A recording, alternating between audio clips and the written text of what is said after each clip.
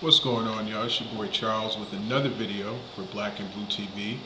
When you guys get a chance, please like, share, and subscribe to the content as I will be coming out with more playoff reviews and also premier matchups in this week 2 of this divisional round of the NFL playoffs. Now, I did talk about the AFC and the Chiefs against the Jaguars tomorrow, but I want to focus on the NFC because tonight or tomorrow night at 8:15 p.m., we have the New York Football Giants against the Philadelphia Eagles. Now, I know some of you are going to say, Eagles all the way, but just pump your brakes a little bit. Simply because, it is hard to beat a team 3 times, in a division rival at that. Even though the first game between the Giants and Philly, I believe the Eagles won 22-16. It was a very competitive game, but the Eagles still came out on top due to talent, I believe. In a division game, it's really not about game plan like people say it is. It can be X's and O's, but it's more so who wants the game more and which team is better than the other. And that game, the Eagles were the better team. Unfortunately, for the Giants, they did play the Eagles a second time this year. Of course, division rivals play twice a year. And they got mollywopped 48-22. Now, this is a totally different Giants team, especially during the regular season. And shout out to Coach Dabo. Coach Dabo has those guys playing. Early in the preseason when I did my videos on them, I did predict them to be one of the teams in the postseason. I believe they were going to fight over the Commanders for it, and the Commanders they didn't put up much of a fight, to say the least. And with the Giants and what they had to work with throughout this season, benching Kenny Galladay, then bringing him back, and, Saquon being up and down, Daniel Jones being up and down, and, just the team, having a little inconsistencies here and there. But when I look at it, Coach Dabo had these guys playing the second half of the season. And one player I wanted to highlight was Kayvon Thibodeau. Now, he did have that knee sprain, earlier in the part of the season, but, for the past 4 to 5 games, Kayvon Thibodeau has been proven to be one of the most premier pass rushers in the league as a rookie. I think that's going to be trouble for the Eagles this Saturday, because of one or two things. Yes, Jalen Hurts likes to run. Jalen Hurts is a mobile quarterback. Jalen Hurts has a lot of weapons such as A.J. Brown, Devontae Smith, Wes Watkins, Miles Sanders, and so forth. Also, the big tight end threat of Dallas Goedert. But more so, for the Eagles to win this game, they're going to have to neutralize Kayvon Thibodeau because he is a havoc. Now, on the flip side of the Eagles, they do have, Hassan Reddick. Of course, they have Fletcher Cox, a veteran. Fortunately, Brandon Graham is out, but they do have Josh Sweat. Josh Sweat was definitely one of the best pass rushers this year. Even though he tailed off a little bit, he's still capable of, dominating a game. And I think for the Giants, they're definitely going to have to move Daniel Jones around a lot. I do see a similar formula as last game as they played the Vikings, with Daniel Jones running with the ball a lot, but I really think they should limit that and, get Saquon in open space. Saquon Barkley is definitely having a comeback here. He's playing with a chip on his shoulder, running-wise and receiving-wise. Honestly, if this guy wasn't hurt so injury-prone, I think he'd be the best back in the league right now, just based off of his skill set. Now, the Giants don't have the best offensive line, but that's okay, because they do have some weapons. They do have a receiver by committee.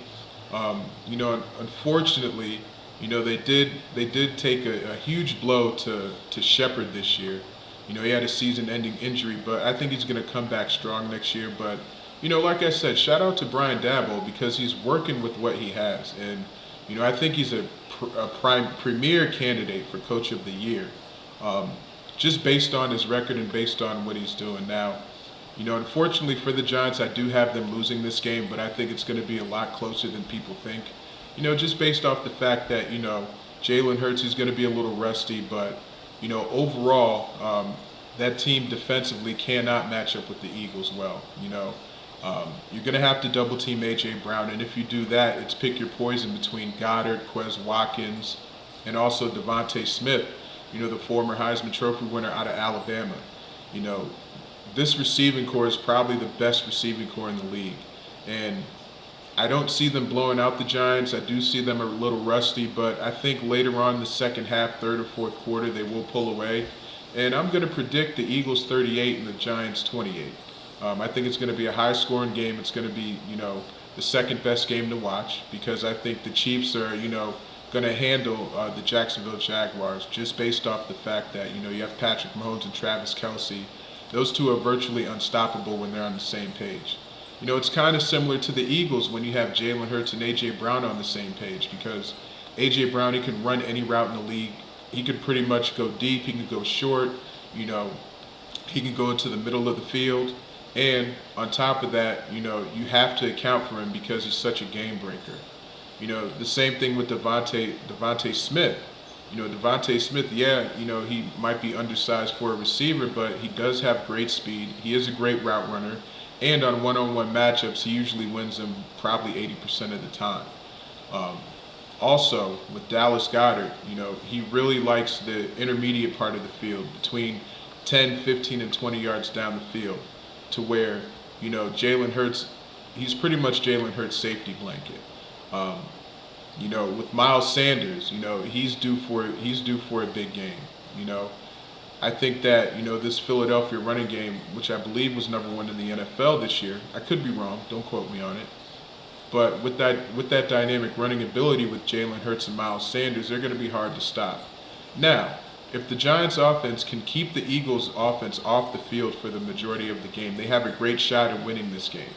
So the Giants are going to have to play pretty much perfect football. They can't get penalties, no false starts, illegal shifts, just bonehead plays that, just show that you're not focused. I think this team is playing loose. They don't have it.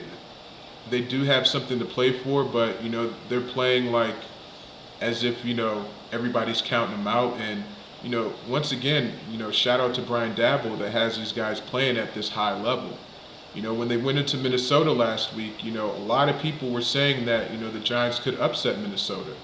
And that's what they did. And I didn't really consider it an upset. I considered the Giants, playing previously in Minnesota and seeing that, the game was so close. I think that they knew when they went back there, they were able to, get the job done. And that's what they were able to do. I do look for the Giants to run a lot this game, but also to set up the play action pass. Also, I think Saquon Barkley needs to touch the ball at least 25 to 30 times this game for the Giants to even have a standing chance. Because the receiving core by committee, you have Kenny Galladay and others, but is that really consistent? I don't think so. Because with Daboll and that coaching staff, what they're doing is, they're allowing Daniel Jones to run a lot more. And doing that makes him, pretty much a dual threat. Now, Daniel Jones is making better passes, throughout the latter part of the season. But, the main problem with that is I think he needs to be more consistent in his throwing. And I think that, during this game, he is going to be tested because, with that defensive line, with Fletcher Cox, Josh Sweat, Hassan Reddick and co., and also Jordan Davis as well, these guys could definitely get after the quarterback and dictate the game at the line of scrimmage. So I do look for the Eagles to win this game, but in a close one. I'm sorry, Giants fans. I don't like your team anyways, so I don't care. No, I do care, but it's honestly good to see, the NFC East back in the postseason now. This is the first time in a while that we've had 3 NFC East teams in the divisional round. That's the Cowboys, the Giants, and the Eagles. And I remember when I did my previous video back in August, I did say 3 NFC East teams are going to make the postseason this year. And I stood by that simply because I knew the Cowboys were going to make it. I didn't know if we were going to win the division or not. I knew Philly was going to make it. They were the favorite to win the division, which is what they did. But also the Giants, too, they took advantage of their schedule. They won games that they needed to win. And, they're in the postseason now. Did the Giants overachieve this year? I'm going to say no. I think with what they had on offense, they were able to work some things out. Now, they don't have the superstars at receiver, but that's okay. They still have Saquon Barkley. And, Daniel Jones has definitely come into his own, understanding what he is as a player. And that's very important in this game because the more comfortable he is, I think, the better off the Giants can play. But it's a tall task against this daunting Philly defense and this juggernaut of an offense. But anyways, please like, share, and subscribe to the content. I'll be coming out with more videos soon. I can't wait to do the Cowboys and Niners. I think that's going to be a great one. And also, too, the Bengals and the Bills, the rematch of the unfortunate events of Damar Hamlin. But this is going to be a heavy game for both teams, I think. I think that the Bills and Bengals, I think that game is possibly going to go to overtime. Just because these teams, I think, are evenly matched, even though I think the Bills' defense is a little bit better than the Bengals' defense. But the Bengals just have as much firepower as the Buffalo Bills. You know, when you look at receivers and running backs, virtually the same. Now, of course, Joe Mixon is a little bit better, but you know, with the two offensive linemen out for the Bengals, I think it's going to be difficult for them to consistently run the ball. But I'm going to save that for my next video, guys. Don't forget to hit that notification bell when you want more videos, and you guys take it easy.